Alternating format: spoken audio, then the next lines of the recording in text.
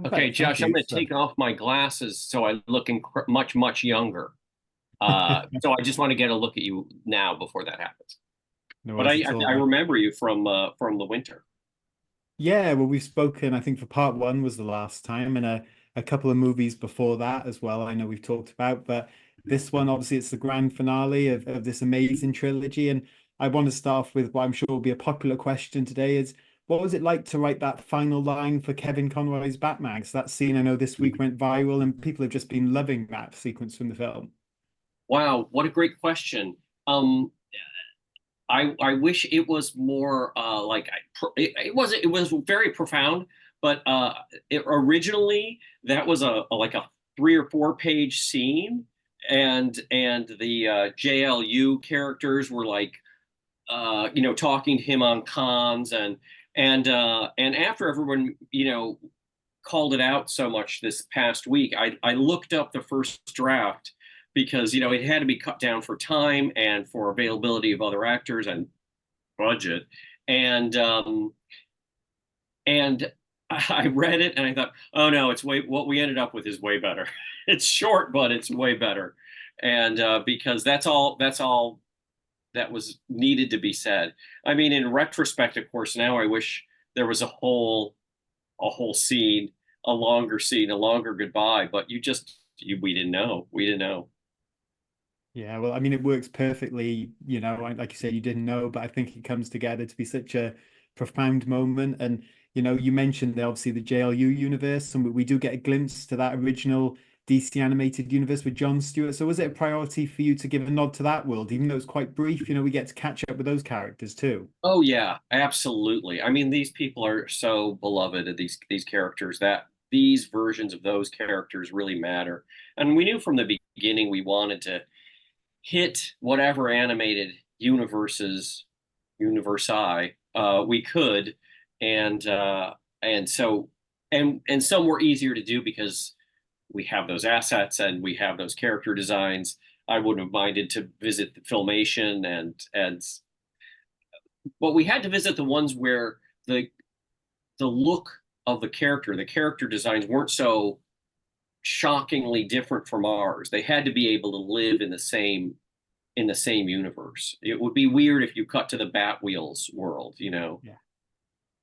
Yeah, That's well, a great. incredibly tragic because like it's a pre-K show and you wouldn't want to do that because that would be nightmare fuel.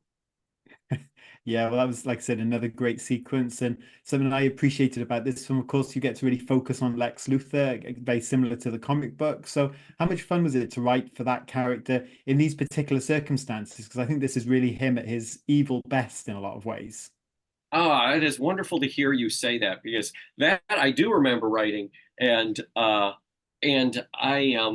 have so much sympathy for Lex. I kind of admire him in a way that his plan, which could in theory save everyone, is also baked into it is destroying Superman. And then it's like, well, you can't make an omelet with breaking a few eggs.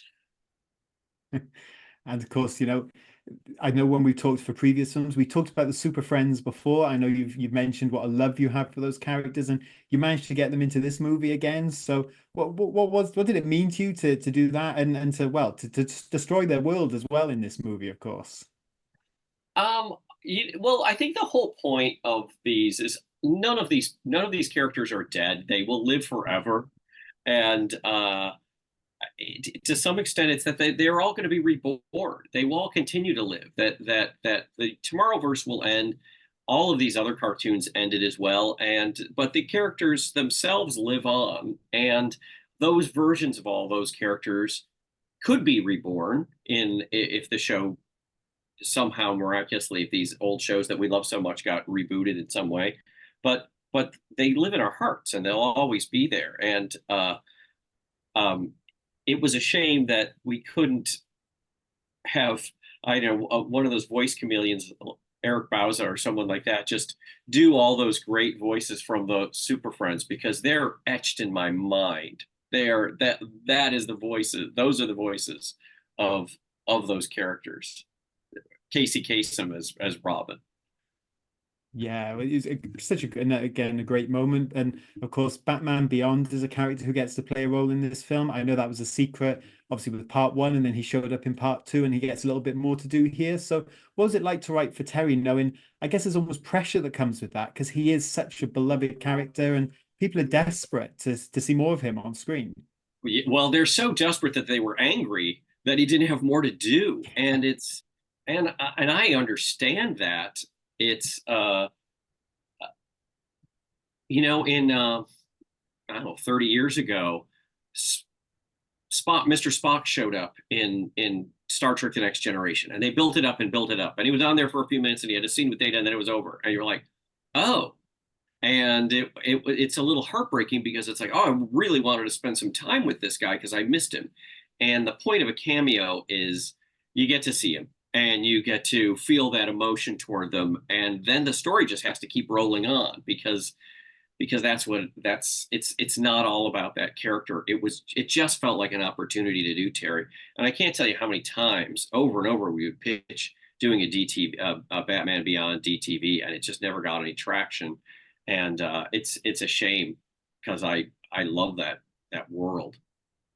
Yeah, well, it's just another great nod in, in a movie full of them. And of course, at the end of the film, we get to see that creation of the new Earth Prime. And I thought it was really interesting that you decided to end with that glimpse of a new Wonder Woman. She's a little bit younger, obviously still on Themyscira. So what influenced that decision? Because I feel like that's been another big talking point from the film, that fans really loved seeing that glimpse of a new Wonder Woman. Well, in the first draft, there was a check in with a lot of the characters, but quite frankly, we just didn't have the money because we would have to the idea is that they are all new versions of themselves, so they would have to all be a new design. And uh, I I wanted to have a little coda with all of them. I wanted to see Dinah and Oliver get together, and I had what I thought was the goodbye between Huntress and Batman is nice, and there was another the flip in the new world was that Huntress and Batman, they weren't father and daughter. It was the Bertinelli version of Huntress, but they have a connection because she says something like, always make sure the perp is unconscious or something, and that brings them together a little bit. And so it's supposed to be like the end of Heaven Can Wait, where Warren Beatty's memory is erased. He doesn't remember that he was Joe Pendleton, but he still has that connection with Julie Christie. Sorry, Diane Cannon was trying to kill him. That will never make the interview. But those are really sweet moments that you have this kind of this longing to see these characters get together and know that in the new world they are going to find each other. I hope there's no doubt in anyone's mind that Lois and Clark are going to find each other in Earth on Earth Prime because it's baked in. Yeah, for sure. And of course, this is, as far as we're aware, the end of the Tomorrowverse. And I know obviously DC Studios has its own plans for what they want to do with animation, but do you anticipate these movies living on in some fashion with a new world, or do you just not know at this point what the future holds in store?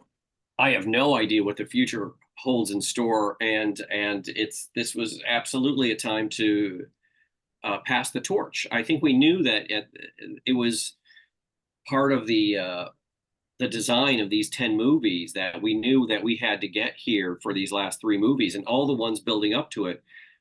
I hate to break it out into practical terms, but we needed those assets. I mean, even down to the shorts, um, I knew that those dinosaurs had to show up in Crisis Part Three because it's in the book, and I wanted to get as much of the books into the piece as possible. So I knew we needed dinosaurs. So it seemed like the losers fighting dinosaurs was a way to do both that and have those assets available for this movie. And that happened again and again and again. Yeah, well, you guys have done such a great job with this world, and I certainly hope it gets to live on in some ways. But this was an awesome finale, and I know obviously Watchmen next for you, so I'm looking forward to that one. And thank you, Jim, so much for your time today. Oh, thank you. I really appreciate it. Great to catch up again. Have a good one. Thank you.